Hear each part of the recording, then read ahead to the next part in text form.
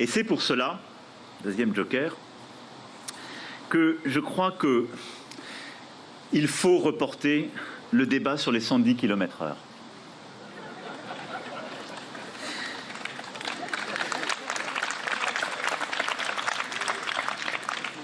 Alors, croyez-moi, je formule cette proposition en spécialiste. Parce que j'ai présenté beaucoup de grands plans, très ambitieux, avec beaucoup de choses formidables, qui ont parfois été résumés à une mesure ou une petite phrase. Et ce serait profondément injuste que tout votre travail soit résumé à cette proposition. Je vous le dis très sincèrement.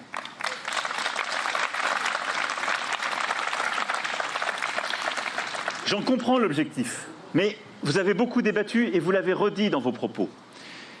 Pour que ça marche, il ne faut pas stigmatiser les gens, il ne faut pas les diviser, il faut réussir à les embarquer, tous ensemble. Si on fait ça, je vous l'écris, nos concitoyens qui sont dans les territoires les plus enclavés, qui parfois mettent tous les jours 45 minutes, 1 heure, en utilisant les grands axes pour aller travailler, qui ont besoin pour retrouver leur famille de les utiliser, dont la vie s'organise par ces transports, ils vont dire « Ok, leur projet, c'est un projet, il n'y a pas de place pour moi. C'est un projet d'urbain. Je n'existe pas. » Ce n'est pas la réponse que vous voulez apporter. Ce n'est pas vrai. Ce n'est pas la caricature. Moi, j'ai lu vos propositions, je vous ai écouté, je viens de vous entendre. Et donc, je pense qu'il faut faire maturer ce débat dans la société, celui de la vitesse et autres. Il faut aussi que les gens aient à chaque fois plusieurs options.